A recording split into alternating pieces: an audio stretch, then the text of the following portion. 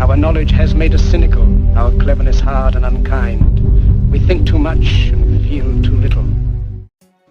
Greetings to those who will be listening. So, something came to my mind the other day, and I felt like coming here to voice it.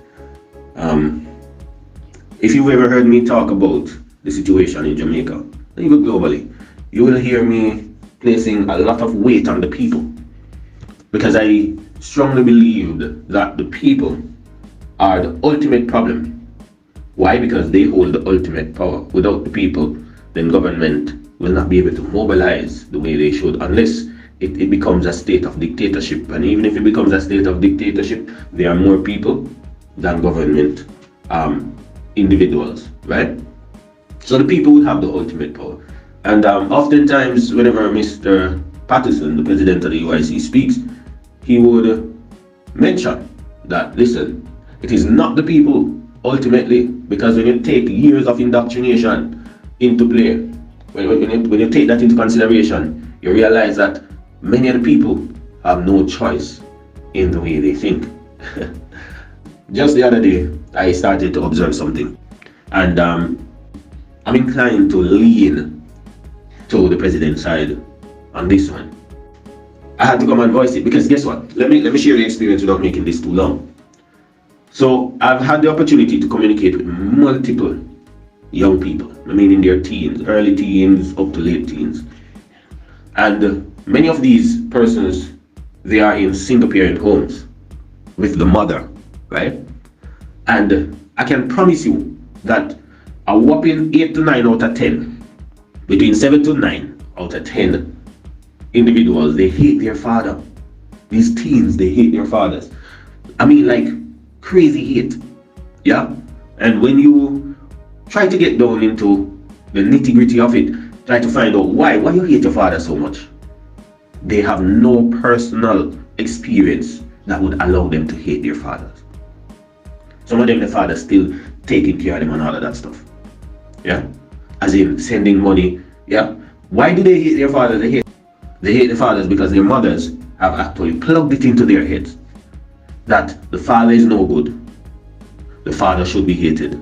And the environment that they're in, where the mother is acting aggressively, right, acting with resentment towards the father.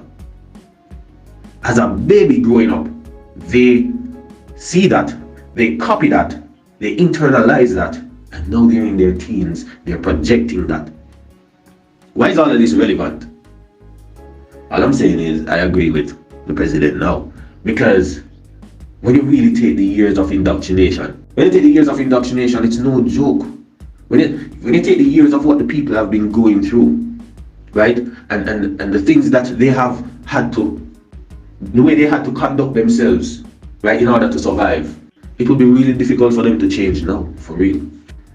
And that's something to think about, you see. And this was solidified in my head when a friend of mine and I were talking, right? And he said, the people, we're kind of on the same wavelength mentally. And he said, the people do not want to struggle. And that's why we are having a problem in Jamaica. That is why they cannot see beyond the JLP and the PNP, right? To see that there can be something better, because they don't want to struggle. They just want the handout. They just want the 5 grand or the 10 grand. But when I really think about it, I'm like, is it a case that the people don't want to struggle? Or is it a case where they have been struggling? Yeah, they have been struggling to such a degree where getting $5,000 without working for it is glorious. And getting that for just your vote, knowing that they can vote or they can fake vote and decide that they're not going to vote. Yeah, and nobody will know. That is glorious. That's free money. A lot of persons at work, $5,000 in a week or less, $3,500. So I guess basically it comes down to the system for real. And the president of the UIC is absolutely correct. The system of governance is rigged. It is rigged to the degree where persons can never ever be able, or will never ever be able, to rise above their current poverty situation. And I feel like I was using my situation to judge the many, knowing that I have struggled. I mean, everybody's struggle is totally, Everybody actually struggles in some form of way. But I was using my situation to judge another person's situation to say, okay, I have struggled, and I was able to free up my mind to realize what is needed to be done and accept the struggling, right? Decide that, okay, handout's not going to work for me. I need to put something to, pen and paper, and I need to put something into play to create something sustainable for myself. But I'm not thinking about the man who, when he gets $5,000, he has no choice but to eat it. And to get $5,000 without any form of energy being put through is a wonderful experience, knowing that you're living hand to mouth every single day, when probably at night you can't find dinner. I'm not talking about, let's not be simple, I'm not talking about the criminals who are buying big guns. No. There's just a small subset of Jamaicans, right, who are criminals buying big guns and stuff and acting as if they are poor. They're not poor, because they have clocks on them foot and rob people. I am talking about upstanding citizens, because I do believe that there are more righteous citizens in Jamaica. I'm talking about the little granny, yeah, the father way at work, the mother way at work, and cannot make ends meet. None at all. How can they sacrifice out of nothing? The system of government is shit. Even now my voice is reaching millions throughout the world.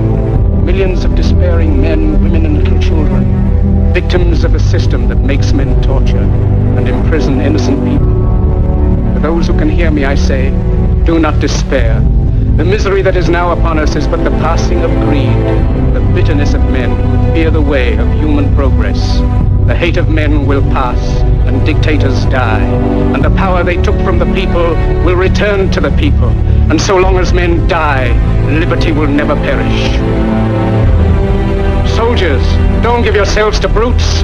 Men who despise you, enslave you, who regiment your lives, tell you what to do, what to think, and what to feel, who drill you, diet you, treat you like cattle, use you as cannon fodder.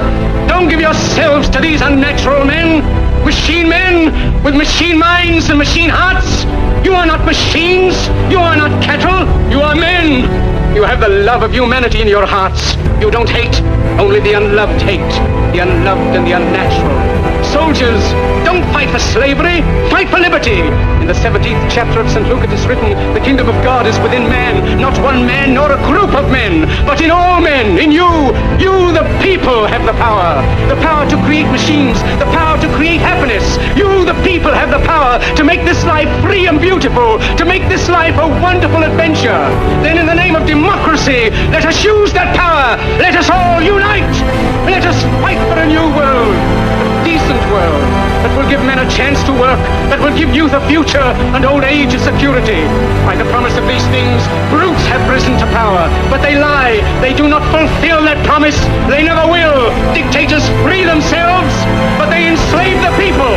Now let us fight to fulfill that promise. Let us fight to free the world, to do away with national barriers, to do away with greed, with hate and intolerance. Let us fight for a world of reason, a world where science and progress will lead to all men's happiness. Soldiers, in the name of democracy, let us all unite!